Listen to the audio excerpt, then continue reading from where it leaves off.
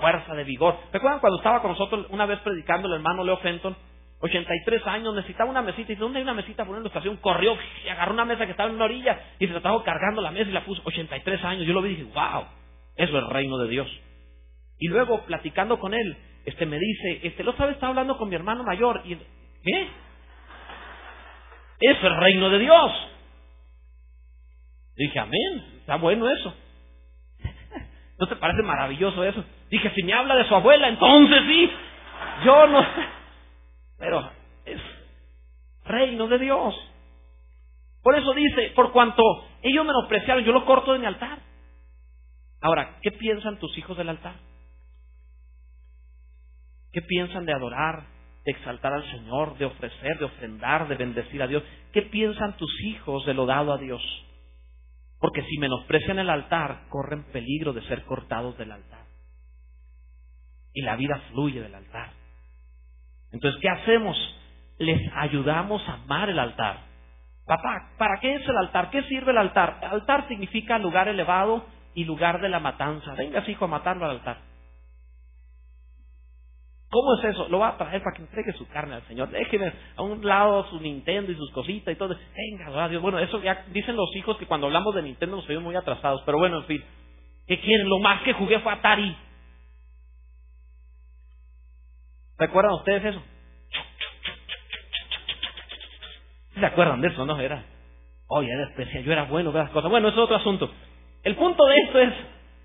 Volviendo a lo que estamos, volviendo al siglo XXI, y no vernos como ancianos, ¿verdad?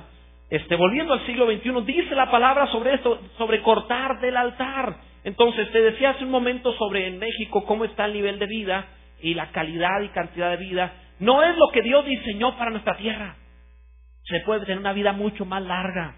Los vicios, la mala vida ha cortado, ha dañado nuestra genética. No fuimos diseñados para eso, fuimos diseñados para mucho más. Aquí incluso en Chihuahua tenemos raíces para vivir mejor.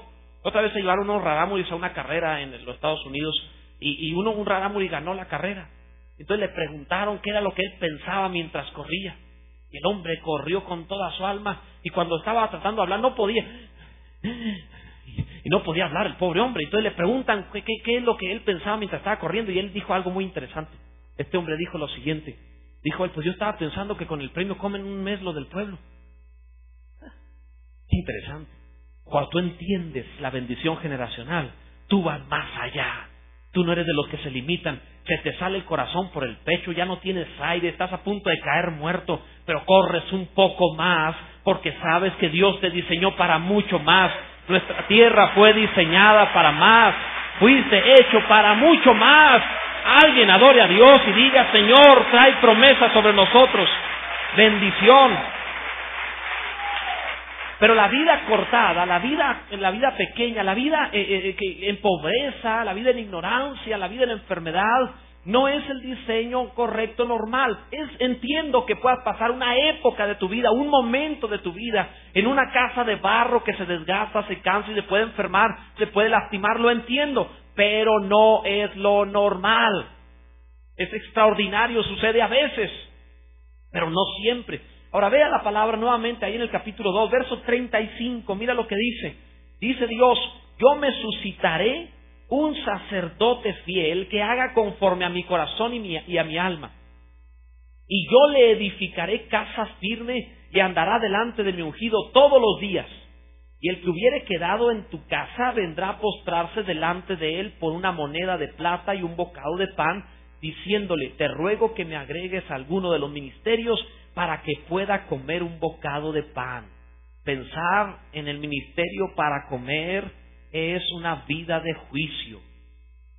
No es una vida de reino, es una vida de juicio. Ahora ves interesante lo que dice el verso 36, que vendrían a postrarse delante de Samuel a rogarle bendición en medio de su necesidad. Te lo diré de otra manera. Que la historia de tu hijo no sea la historia de lo que pudo haber sido. Lo educas en Dios para que reciba él lo que Dios tiene para él y no otro tome la herencia que era de tu hijo. Escucha bien esto. Trabajas toda la vida, te esfuerzas por tener un patrimonio, dejas una herencia, pero si tu hijo no conoce a Dios, perderá lo que era de él. y otros tomarán lo que tú acumulaste. Deja a tu hijo herencia, pero a partir de que tu hijo tiene pacto, fundamento en Dios, y entonces recibirá bendición. Si no tiene relación con Dios, no hay herencia. Algunos dicen, la mejor herencia es la educación. Falso, te dura 70 años de vida aquí, 80 o 100. Pero la mejor herencia que puedes dejarle es que tú tienes y llevaste a tu hijo también a tener un pacto con Dios. Entonces Dios dirá, por amor a ti, por amor a tu padre. Dios se llamó el Dios de Abraham. Abraham educó a su hijo, lo trajo al altar, lo puso en el altar, dijo hay que ofrecerlo en sacrificio. Y después Dios decía, soy el Dios de Abraham y el Dios de Isaac, le dijo a Jacob. Y Jacob amó a Dios, el nieto de Abraham. Y entonces Dios empezó a llamarse, yo soy el Dios de Abraham, el Dios de Isaac y el Dios de Jacob. Yo quiero que Dios se pueda llamar así, que Dios pueda decir yo soy el Dios de Roberto, pero pueda decir también y el Dios de Israel y el Dios de David y el Dios de Alejandro. Quiero que pueda tener también la relación que tengo, la tenga con ellos. Por eso me aseguraré, a como dé lugar, por la buena y por la mala, que amen a Dios. ¿Me están entendiendo lo que estoy diciendo? ¿Por qué razón? Porque eso es lo más alto que puedes hacer sobre un hijo. Lo mejor de lo mejor. Ahora, Elí no lo entendió, entonces Dios estaba diciendo, bueno, entonces yo lo que tenía para tus hijos voy a levantar un sacerdote fiel, a él se lo voy a dar. Y cuando tus hijos requieran bendición, van a tener que ir a rogarle a él. Yo creo, hermano, que algunos de los presentes vienen de padres que fueron muy bendecidos y a ti no te tocó nada. ¿A alguien le pasó eso? ¡Auch! ¿Qué hacer? Vamos a hacer pacto con Dios para recobrar lo paterno y hacer lo demás hacia abajo. Ahora, vamos adelante. Entonces, después de esto vino una segunda advertencia a Elí acerca de sus hijos. En la primera advertencia Dios le dijo, voy a levantar un sacerdote fiel y a él le daré las promesas que le había dado a tus hijos. Se lo voy a dar a otros porque tus hijos no entendieron, tú no los estorbaste al pecado. Por eso voy a dárselo a otro. Esa fue la primera advertencia. La segunda advertencia vino por parte de Samuel, el hombre que Dios estaba levantando. Ahora, si la primera vino acerca de Samuel y la segunda vino por boca de Samuel, entonces el juicio ya estaba en camino. ¿Qué harías tú si Dios te anuncia, ten cuidado, tu vida se va a cortar? Y luego de pronto el segundo aviso es, oye, usted tiene un tumorcito ahí con cáncer, ¿qué harías? Creo que lo menos que puede hacer es clamar de rodillas, buscar al Señor, dedicar tu vida. ¿Están entendiendo lo que estamos diciendo? Darte a Dios con todo tu corazón, bendito sea Dios. Ve ahí en el capítulo 3, vamos adelante, capítulo 3. Fíjate lo que dice la palabra del Señor. El joven Samuel ministraba a Yahvé en presencia de Elí, y la palabra de Yahvé escaseaba en aquellos días. No había visión con frecuencia, y aconteció un día que estando Elí, yo quiero que subrayes algunas cosas. Primero, mira la frase ministraba. Esa frase está buena. Samuel ministraba. Luego dice enseguida, la palabra de Yahvé, ¿qué cosa? Escaseaba. No había visión con frecuencia. ¿Ve qué tremendo es? No había visión. Y aconteció un día que estando Elí, ¿cómo estaba Elí? A Elí siempre lo vas a ver acostado o sentado. Nunca lo ves de pie en la Biblia. Algo te dice eso de la paternidad indolente. Cuidado. Ahora, ve lo que dice enseguida. Dice, estaba acostado en su aposento cuando sus ojos comenzaban ¿a qué? A oscurecerse de modo que no podía ver. Samuel estaba durmiendo en el templo de Yahvé, donde estaba el arca de Dios, y antes que la lámpara de Dios fuese apagada, Yahvé llamó a Samuel y él respondió, heme aquí. Fíjate bien, en un tiempo en donde no había mucha palabra de Dios, dice el pasaje, la palabra escaseaba, no había visión con frecuencia.